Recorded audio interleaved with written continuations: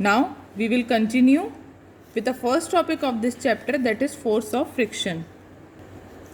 Activity 12.1, इस activity में देखिए क्या दिखाया है. Gently push a book on a table.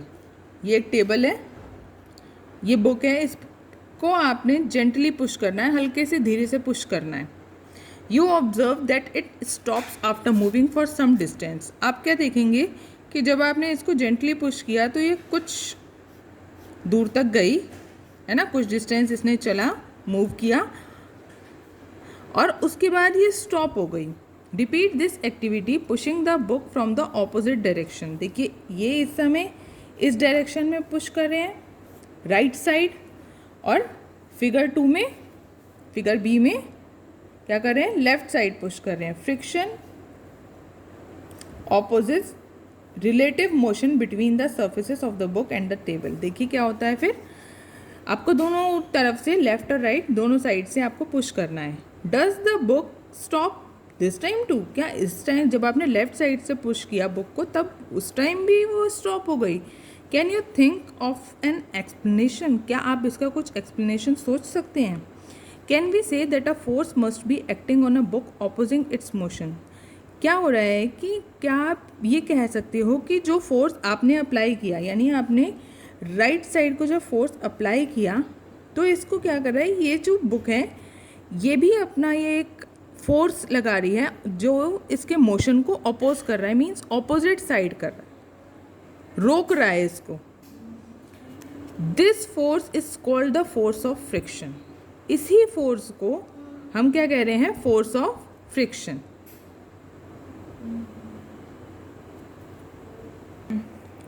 You saw that if you apply the force along the left, friction acts along the right.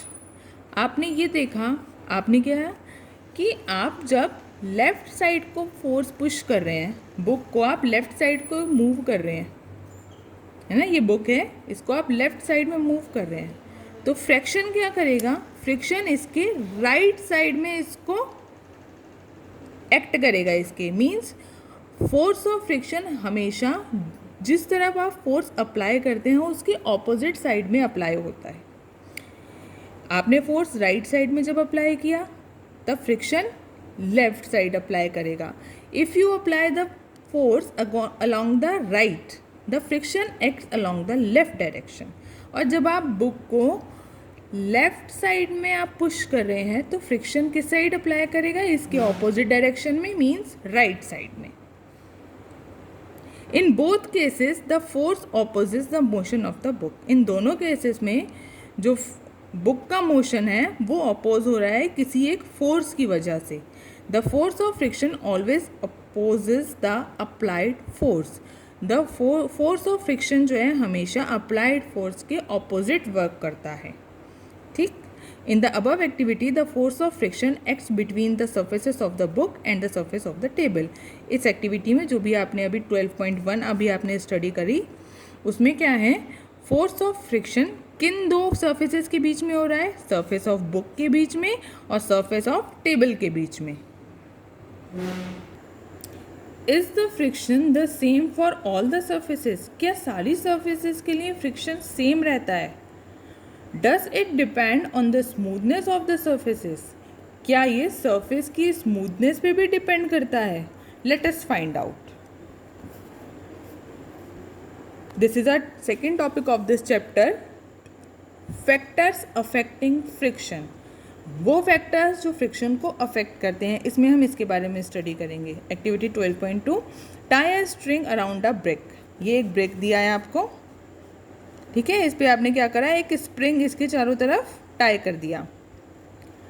Bye a spring balance. एक spring balance के थ्रू, देखिए एक स्प्रिंग बैलेंस आपको इस figure में भी दिखाया गया है. इसके through you need to apply some force. अब आपको इस पे क्या करना है, कुछ फोर्स अप्लाई करना है. देखिए यहाँ से इसको क्या कर रहे हैं,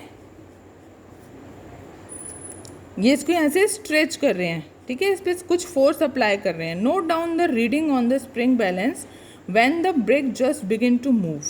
अब आपको वो रीडिंग इसमें नोट डाउन करनी है स्प्रिंग बैलेंस में. देखिए आपको यहाँ पे रीडिंग्स भी दी होंगी, आप जब इस फिगर को देखेंगे तो आपको वो रीडिंग नोट डाउन करनी है जब ब्रिक मूव करना स्टार्ट करेगी, it gives you a measure of a force of friction between the surface of the brick and the floor.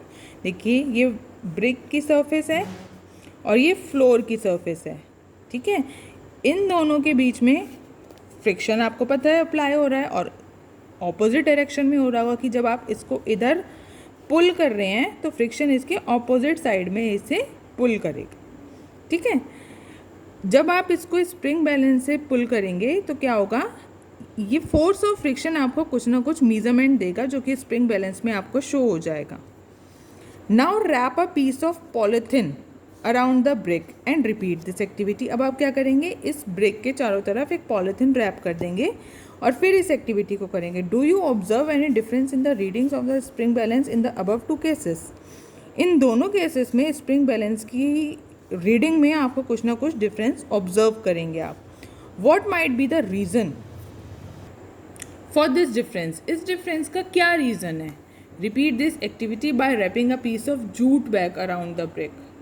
अब आपने अभी पॉलिथिन रैप किया था, अब आप इस एक्टिविटी में क्या करेंगे, ब्रिक के पीस पे क्या रैप करेंगे, जूट बैग।